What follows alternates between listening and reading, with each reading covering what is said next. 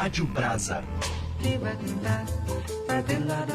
Desde que falem. Desde que falem. Ouça a Rádio Brasa. Acesse pelo Facebook Rádio Brasa ou pelo nosso Instagram, @radio.brasa. Rádio Brasa. Desde que falem. Aqui, ali e agora, na Rádio Brasa. Roda Baiana. Apresentação: Raquel Martins. Olá, eu sou Raquel Martins e o Roda Baiana está no ar. Aqui a gente discute as principais notícias da semana com 5 pontos de vista para você refletir sobre a atual situação do país. Do ponto de vista da administração, quem conversa com a gente é a administradora do Centro da Região Centro-Oeste, Gabriela Bressan. Em um bate-papo para entender mais sobre o meio jurídico, contamos com a estudante de Direito do Nordeste, Bruna Dias. Para falar sobre televisão, rádio e internet, ninguém melhor do que o publicitário do Sul, Júnior Gessler.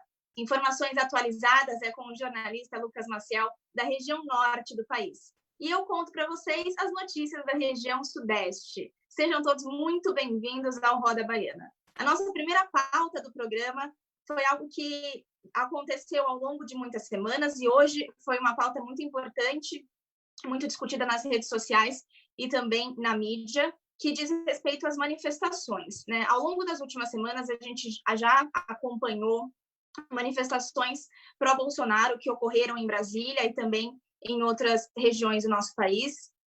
São manifestações que pedem fechamento do Congresso, do STF, então são manifestações com um cunho antidemocrático. Hoje, pela primeira vez, a gente viu outros manifestantes nas ruas que não os que apoiam o Bolsonaro, né? Então, pessoas da oposição foram para as ruas manifestar pela democracia. Eles se colocaram como antirracistas e antifascistas e contra essas ações que o governo Bolsonaro tem feito ao longo dessas últimas semanas, dos últimos meses, tanto em relação ao coronavírus, quanto a ações policiais, entre outros fatores. Muito se falou hoje na mídia e nas redes sociais, como eu havia dito, a respeito dessas manifestações terem sido violentas, né? E em entrevista para um canal de televisão, o deputado, o coronel Tadeu, falou que a oposição, né, a esquerda, estava muito mais violenta e que a direita, os manifestantes pró-Bolsonaro não estavam sendo violentos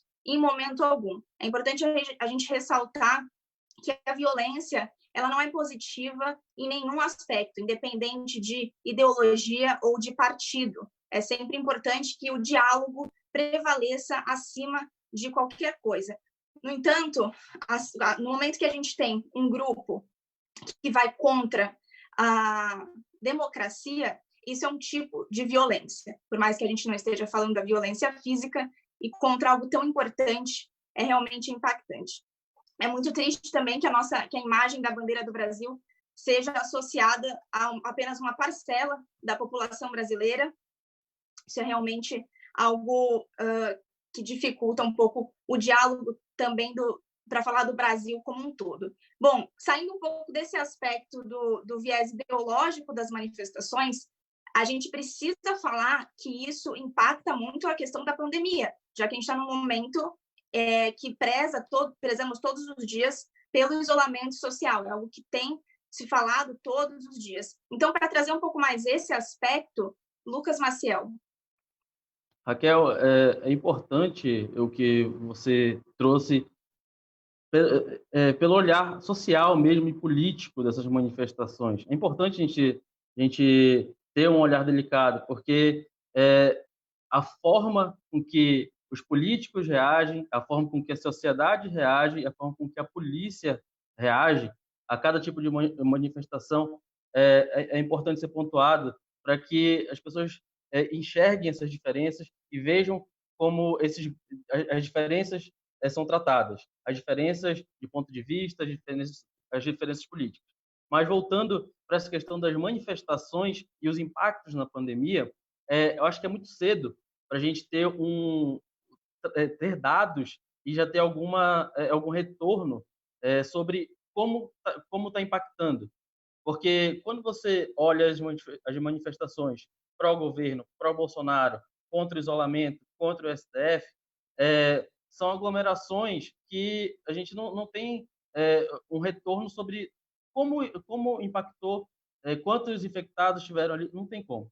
Nos Estados Unidos, alguns institutos e algumas organizações já começam a trazer dados sobre isso, direcionando e falando que manifestações contra o isolamento nos Estados Unidos e também na Alemanha causaram um aumento no número de casos e de vítimas do coronavírus. Só que são dados ainda muito superficiais. O que eu posso falar sobre o impacto é a flexibilização. A flexibilização do isolamento é o que a gente tem de mais concreto para provar que manifestações, aglomerações e a volta à normalidade pode trazer um novo surto, né? Aumentar o número de casos enfim, temos um aumento e até medidas mais drásticas futuramente.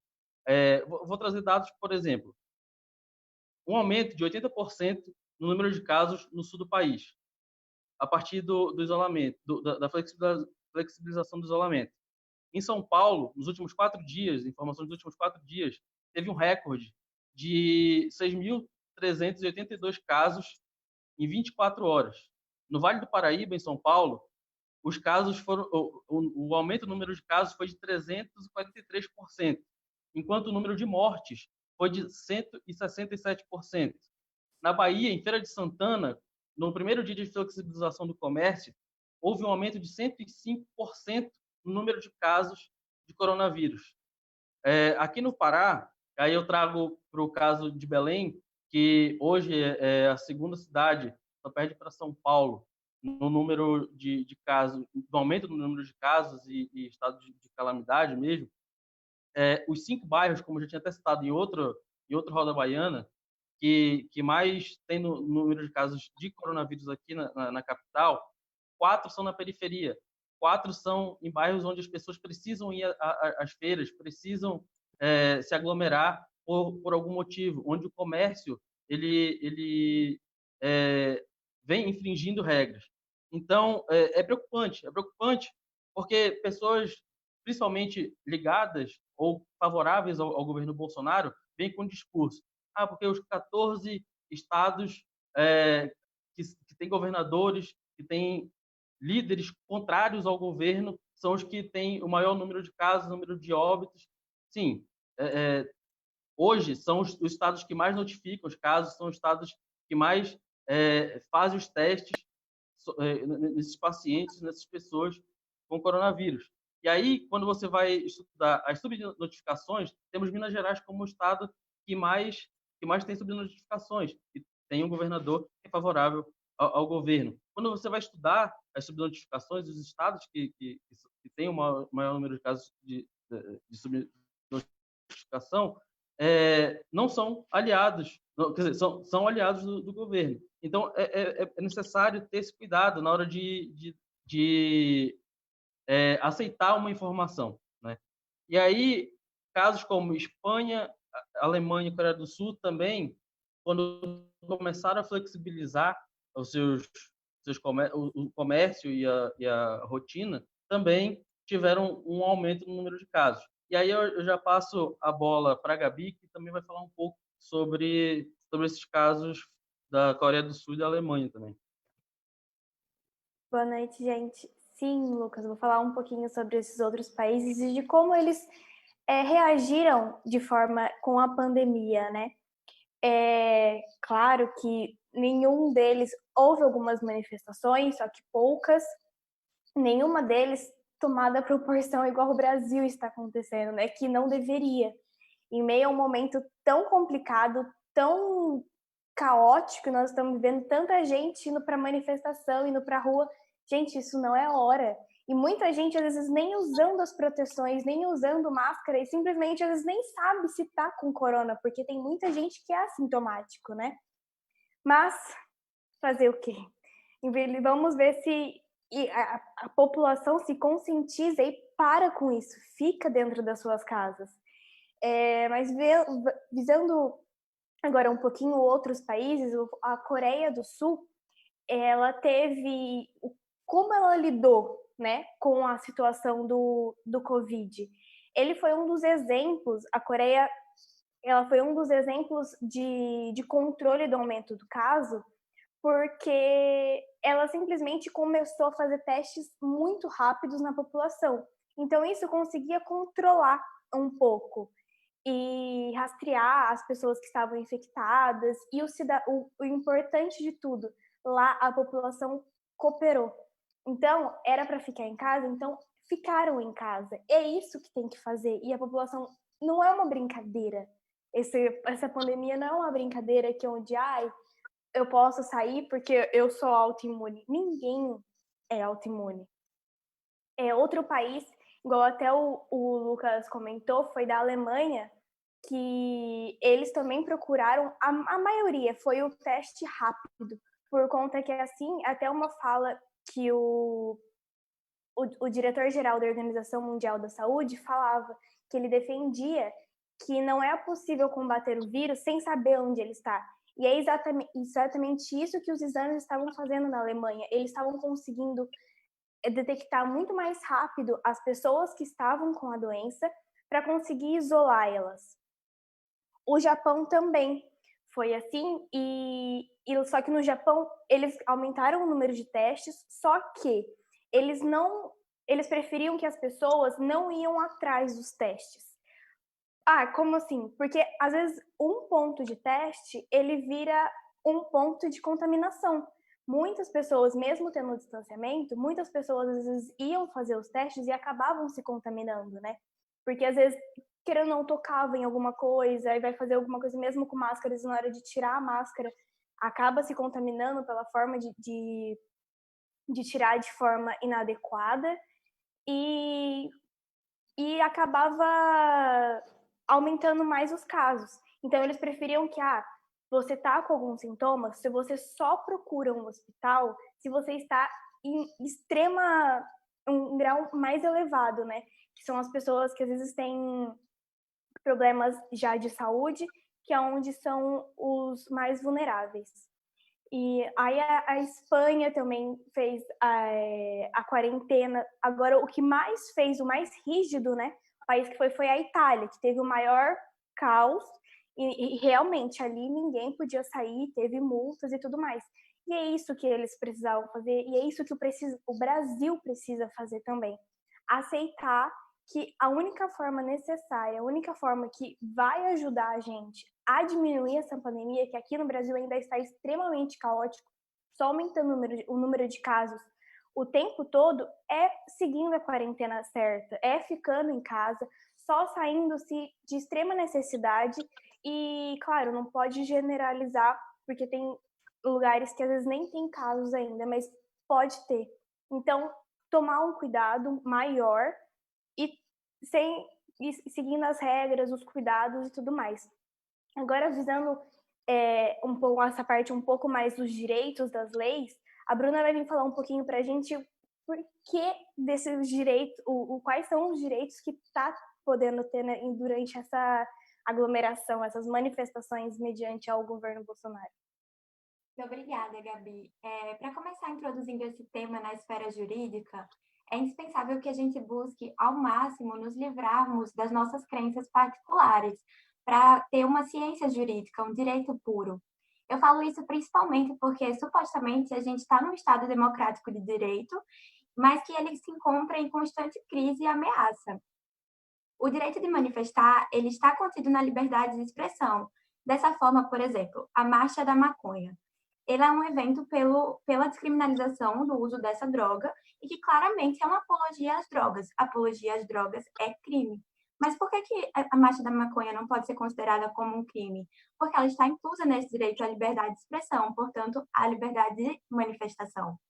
Assim, atualmente, a gente tem manifestações que apoiam ou criticam as referências políticas do país. E a própria democracia deve ser o limite para essas manifestações, porque nós estamos convivendo com diversas ideologias nessas manifestações, inclusive antidemocráticas, a exemplo da realizada ontem em Brasília, com apologia a elementos da Ku Klux Klan. Há um sopesamento de direitos nessa situação, porque nenhum direito ele é absoluto. E é aqui que a gente encontra o contexto das aglomerações nos tempos de pandemia, porque elas são danosas à saúde e, portanto, mais uma vez, deve se confrontar o direito à liberdade de expressão e o direito à saúde. Assim, com fundamento nessa questão, os juízes do Maranhão e do Amazonas já decidiram que são impossíveis ser realizadas manifestações nesse período para que haja o retorno das atividades, principalmente, baseado no entendimento de que o direito à saúde ele deve prevalecer. E aí, por fim, a gente pode entrar na questão da situação jurídica do lockdown, onde há praticamente toda a supressão do direito de ir e vir, de reunião, em função do direito à saúde. Há uma grande questão quanto à constitucionalidade da situação do lockdown, mas a gente deve lembrar, como eu já falei, que nenhum direito é absoluto, eles têm que ser sopesados, medidos, qual que vai ser mais benéfico para a população em geral. Então, dada a tipicidade da situação que a gente está vivendo, do estado de calamidade que nós estamos, a gente deve sobrepor, ou pelo menos é o entendimento que vem sendo adotado, o direito à saúde em relação, em detrimento ao direito à locomoção. Júnior, fala pra gente quais as informações quanto à influência da mídia nesse cenário, por favor. Oi, Bruna, boa noite a todos os colegas aqui do Roda Baiana. Acho importante trazer um pouco sobre essa questão do olhar da mídia e o quanto ela influencia, né, esse momento em que os ânimos estão tão exaltados, né, em diversas questões de espectro político, também pela própria pandemia que cria uma ansiedade generalizada nas pessoas. E acho que uma questão muito importante que a Raquel trouxe na abertura é a questão do diálogo, né? A gente parece, perdendo cada vez mais a capacidade de diálogo. Sendo assim, se a gente for pensar sobre o espectro da mídia, ela sim influencia as pessoas, de certa forma. Quando a pessoa consome apenas uma fonte de mídia, ela tende a interpretar os fatos da maneira com que aquele veículo entregaria essa informação. Só que a gente não pode ficar nessa situação rasa, a gente não pode ficar nessa análise tão superficial com relação a isso. A gente precisa buscar um aprofundamento, uma responsabilidade nessa informação que a gente consome, né? A gente precisa pegar os vieses e tentar entender aquilo que é realmente a informação. A influência, ela sempre existiu, né? A gente vê esse momento de expansão de influenciadores digitais em todos os segmentos, mas a influência e os influenciadores sempre existiram. A diferença é que nesse momento que a gente está vivendo, com o advento das redes sociais e da internet de uma forma geral, existe toda uma propulsão dessa influência, existe uma escalabilidade dessa influência que pode ser muito rápida. E isso também ajuda a inflamar qualquer tipo de manifestação, seja do espectro político que for, né? Então, acho que esses dois pontos iniciais são muito importantes. A gente ter o diálogo e ter a capacidade também de filtrar aquilo que a gente recebe para entender os lados da moeda, né? Por isso que eu acho que, retomando até um assunto que eu falei no programa da semana passada, a gente precisa de debates mais profundos por meio da mídia, né? A gente precisa que cada vez mais os grandes veículos tragam uma informação com bastante responsabilidade, para que a gente possa entender todos os lados da moeda, assim como os colegas aí trouxeram várias questões. A Bruna trouxe a questão da constitucionalidade de se poder se manifestar, mas que isso nesse momento se sobrepõe à questão de saúde, né?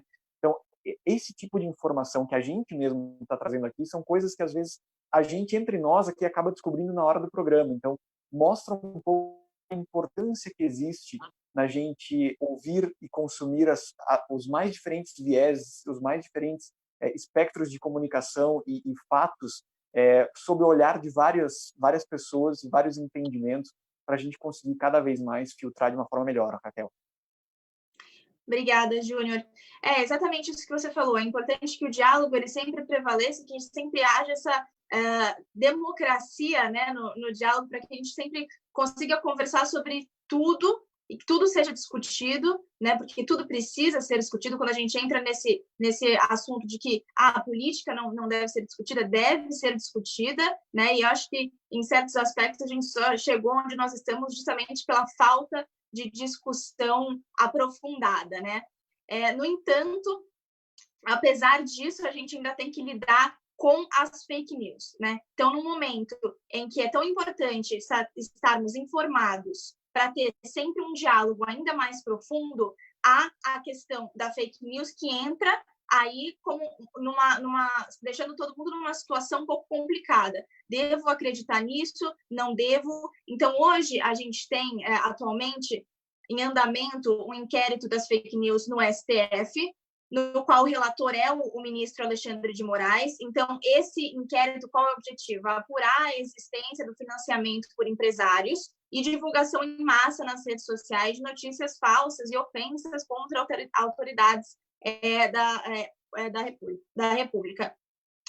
A gente precisa entender a origem dessas fake news. No entanto, ainda é muito complicado detectar onde exatamente elas surgem, né? A gente sabe que quando elas são espalhadas, e aí as pessoas que acabam sendo envolvidas nessas fake news acabam dando um depoimento dizendo que não é verdade, mas há ainda muita dificuldade em encontrar isso. Aqui, falando da região Sudeste, a deputada federal de São Paulo, Tabata do Amaral, junto com o senador Alessandro Vieira e o deputado Felipe Rigoni, eles estão com um projeto sobre essa questão das fake news, justamente para entender como as redes sociais podem lidar com isso, né? Porque a gente tem hoje fake news que rolam muito pelo Facebook, então esse projeto deles visa tentar colocar nas redes sociais uma indicação de que aquela notícia é de um robô, né? Ou detectar que aquela notícia é falsa. Mas para entrar um pouco mais nessa questão, já que a gente está falando aqui de deputados, senadores, projetos de leis, Bruna Dias. Obrigada, Raquel. Quando a gente pensa nas fake news, a gente se depara com a tradução literal de notícias falsas, que representam o quê? São boatos que sempre existiram, mas que agora são exponenciados pelo advento da difusão da internet e da vontade de tornar que esses boatos sejam verdade. E aí que entramos, por exemplo, na criação dos robôs, que propagam essas notícias e agravam a situação, pois muitas vezes há o que eu costumo chamar de analfabetismo virtual, uma espécie de analfabetismo funcional, mas que virado para crença religiosa no que se lê na internet. Ainda que não venha uma informação de fonte segura, somente pelo excesso da repetição, a pessoa adota aquilo como verdade. E assim, deve haver uma saída jurídica para essa situação, mas que não pode ser confundida com a liberdade e a diversidade de opiniões, sob risco de censura. Então, a gente não pode confundir as fake news com uma mera divergência ideológica. E assim, eu acho que é importante a gente fazer um recorte, porque a gente está vendo muita fake news atrelada ao coronavírus agora, mas também eu queria remontar ao período que o Haddad era candidato e foi vítima, por exemplo, da desinformação de que haveria uma pesquisa o apontando como o pior prefeito, que não era verdade, mas que respaldou diversos votos contrários a ele. E aí uma coisa que é supostamente simples, agora se encontra numa situação muito mais alarmante, porque a gente não pode invalidar as eleições com respaldo nisso. Atualmente, sequer existe crime para a divulgação de fake news. Existe um projeto de lei em tramitação que está para ser votado, inclusive, agora, nesta terça-feira, dia 2, se não me engano. É válido ressaltar que esse crime ele só vai acontecer se for configurado que a pessoa ela agiu com dolo, ou seja, ela sabia que se tratava de uma notícia falsa e queria repercutir no interesse público relevante. Então, situações de saúde, como da pandemia, segurança pública, economia, na questão eleitoral, etc. No entanto, até a aprovação ou não dessa lei, a gente pode recorrer aos crimes que já existem, principalmente os de honra, como calúnia, injúria, difamação. E, por fim, no âmbito eleitoral, já existe uma legislação promulgada que anda correlacionada com o crime das fake news. A Lei 13.834 estabelece no artigo 326-A que dá causa à instauração de investigação policial, de processo judicial, de investigação administrativa, de inquérito civil ou ação de improbidade administrativa, atribuindo a alguém a prática de crime ou ato infracional de que sabe que é inocente com finalidade eleitoral. Então, a gente tem aí outros recursos para recorrer, mas, no entanto, ficamos aguardando na aprovação desse projeto de lei até, possivelmente, terça-feira. Gabi, conta para a gente um pouco mais sobre o impacto das fake news na esfera privada. Bruna, o impacto das fake news no ramo administrativo, nas empresas, é extremamente grave. Aqui eu trago uma pesquisa que eles falam que foi constatado que 91% das pessoas que curtem essa conspiração, principalmente em relação às empresas, são somente que gostam de difamar outras pessoas, outras empresas, que querem ver o seu mal. E isso é um humor muito grave. Muitas empresas podem fechar por conta de uma fake news e isso gera problemas agravantes para várias pessoas, porque uma empresa não é constituída só de uma pessoa, né? Não só do seu proprietário, como tem funcionários e famílias envolvidas. A gente aqui, eu trago, todo mundo chegou a ouvir, na época que teve a fake news da Friboi, em relação nas eleições da Dilma e o caso da Friboi com o filho do Lula e tudo mais. É muito grave porque não impacta de cima para baixo. Tudo bem, a Friboi ela teve crise financeira, o seu valor caiu, as suas vendas caíram muito. Ela teve que, para ela conseguir se recuperar, ela criou uma segunda marca que não tinha nada a ver com o nome Friboi para se manter. Só que a Friboi, ela é lá em cima. Só que tem vários que são pequenos que vende para ela. A Friboi é só uma empresa que vende carne. Só que tem os vendedores de gado que vende para ela. E ali afetou muita gente que era pequena, muita gente chegou a falir por conta disso, que não tinha dinheiro, não tinha para quem vender e acabaram perdendo o seu recurso, né?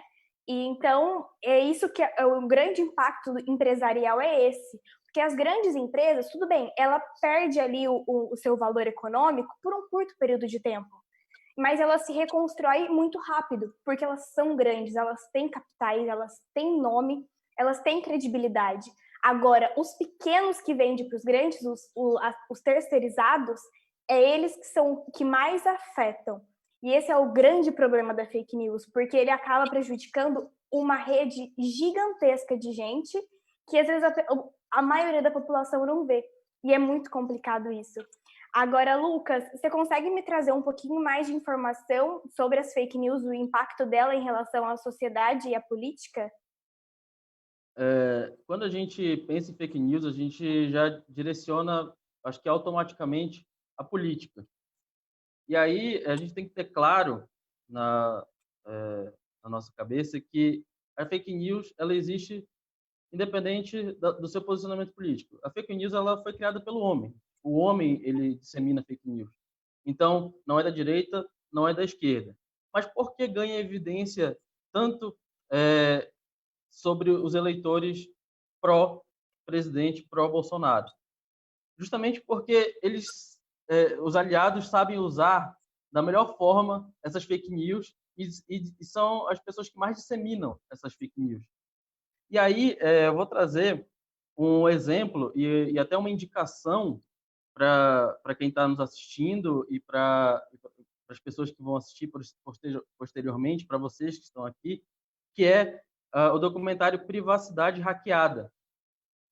Privacidade Hackeada, ele fala sobre as eleições de 2016, onde o Donald Trump foi eleito nos Estados Unidos.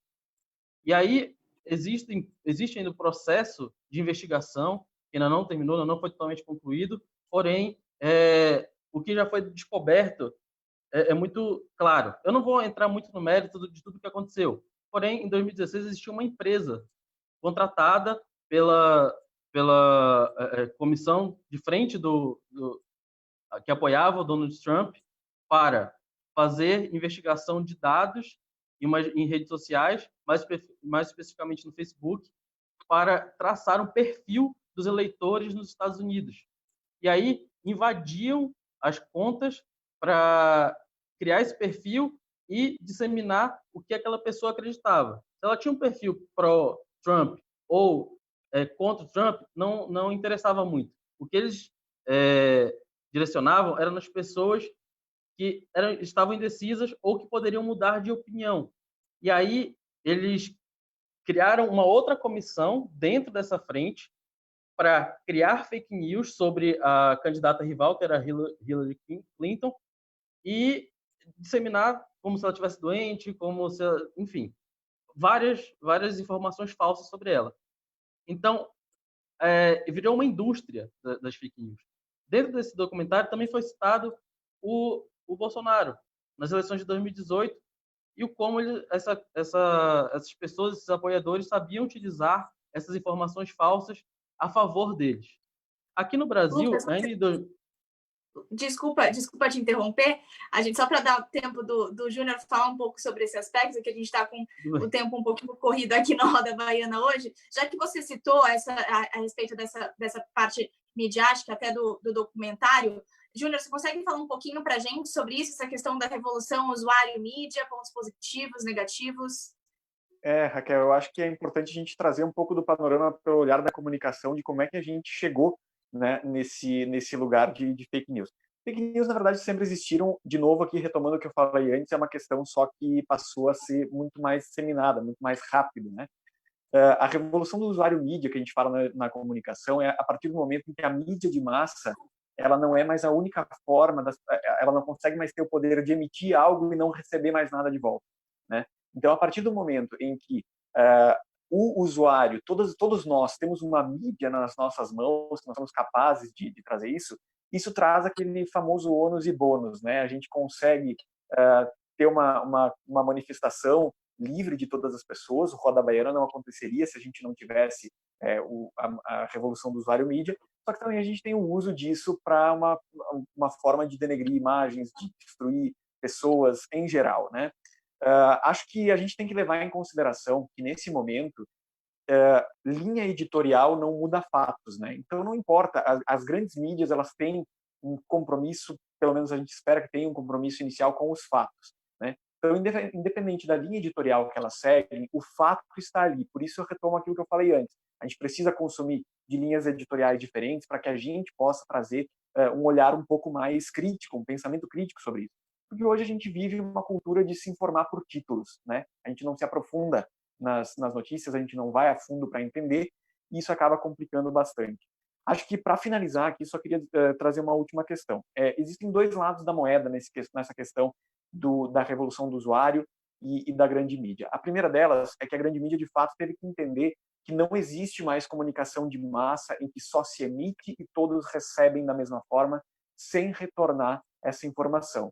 Então, nesse ponto, existe uma coisa positiva, da gente conseguir retornar aquela informação que a gente recebe. Por outro lado, a gente também tem que entender que nem sempre aquilo que eu quero ouvir está correto. Então, quando eu ouço aquilo que eu quero ouvir, eu logo presumo que está correto. Mas não é assim. A gente precisa buscar o outro lado também, principalmente para apurar esse senso crítico e conseguir, dessa forma, conseguir detectar o que é uma fake news de uma forma muito simples, coisa que hoje tem se tornado muito difícil, Raquel. Muito obrigada pelas informações, Júnior. Peço desculpas, o nosso tempo é corrido aqui, o nosso assunto é muito amplo, a gente poderia ficar horas falando, mas infelizmente a gente tem o nosso tempo aqui. Mas muito obrigada, Júnior, muito obrigada também aos nossos outros comentaristas, Bruna Dias, Gabriela Bressan e Lucas Maciel.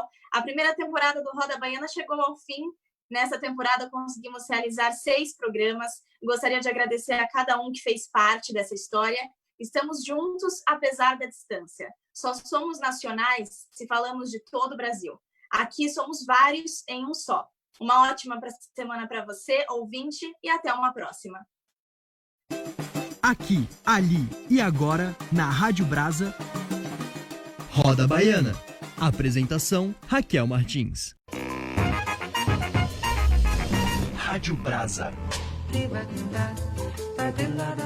Desde que falem. Desde que falem. Ouça a Rádio Brasa. Acesse pelo Facebook Rádio Brasa ou pelo nosso Instagram, @radio.brasa. Rádio Brasa. Desde que falem.